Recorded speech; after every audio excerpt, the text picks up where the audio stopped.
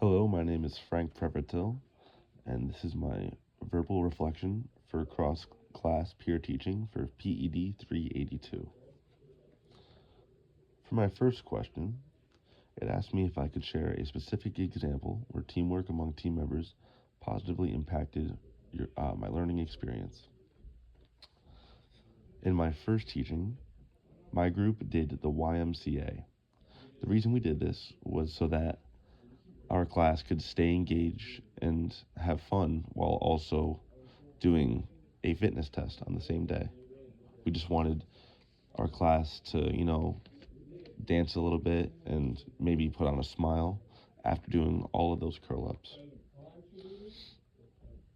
For my second question, it asked me if I could discuss a situation where I had to demonstrate leadership while guiding 282 students through the fitness unit instruction and how it contributed to your growth as an educator. For this, I stated when I taught foam rolling for my second teaching. I was teaching multiple groups, and I was teaching them how to roll all different parts of their body, and I was also teaching them when to roll those parts of their body. It contributed to my growth by making me more confident. I was able to actually teach real people. Um, it helped me overcome my fear of teaching in front of people. And it also just gave me more practice. It helped me hone my skills. Um, for my next question, it was question number 4, and it was how do you believe cross class peer teaching enhanced 282 students' understanding of fitness concepts? For this, I said it's coming from their peers and it's not coming from their professor. So rather than their health related fitness professor teaching them about the fit principles, it's coming from someone their age who they can relate to. And they're also probably very, very intrigued because they're actually going to have to do it. They're going to be the ones teaching this in a few years when they have to take the class. So that naturally makes them more engaged. For the next question, it was can you share an example of feedback received from peers that significantly impacted your learning and teaching approach?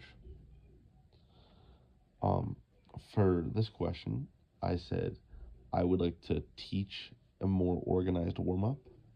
In my second group teaching, my group, we had a card warm up. And what this was we had um, we had spades was jumping jacks. We had clubs was push ups. We had hearts was mountain climbers, I think. And then we had diamonds was some other exercise. But the reason why this was, it didn't go as planned was because we did it very sporadically. So we had all the students pick their card, and whatever suit it was, they would do that exercise.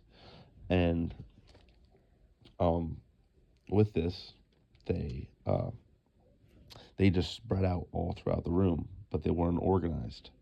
So what I want to do next time is maybe get everyone a yoga mat and have them in their own stationary spot for when they're picking their cards. That would make it a lot less hectic.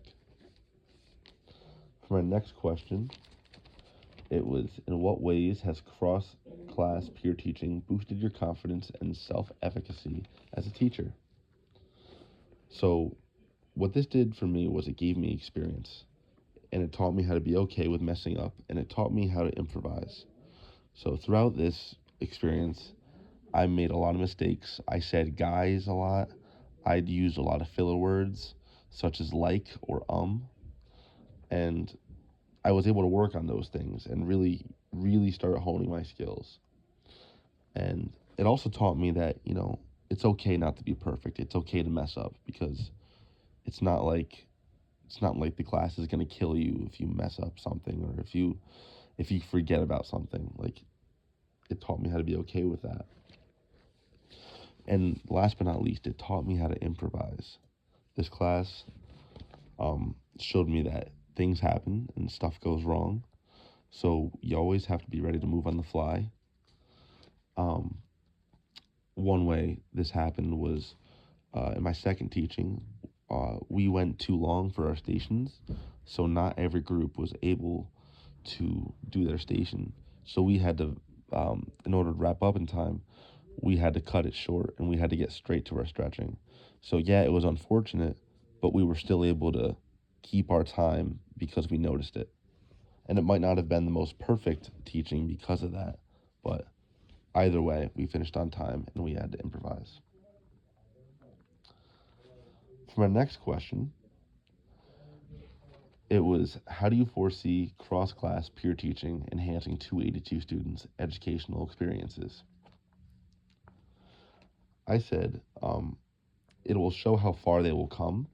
When I took this class, I was a freshman, or when I took their class, I was a freshman, and a freshman me wouldn't be able to even, wouldn't even compare to how I can teach now. My freshman self was definitely more shy and less vocal, and I just, I think that I've become a much better teacher. And with, I think something that helped me with that was taking that class and seeing my peers teach and being like, wow, I can do that too. For my next question, question 8, the question was, considering your experience with cross-class peer teaching, what initiative teaching strategies do you plan to incorporate in future lessons? For me, the first thing that came to mind was station work and workout circuits. So what this taught me was you're always going to be on the clock when you're teaching. If you're teaching high school or middle school, you always have to teach according to periods. So if there's a 40-minute period, I have to learn how to manage my time so I can finish my lesson within 40 minutes. And I've already had trouble doing that.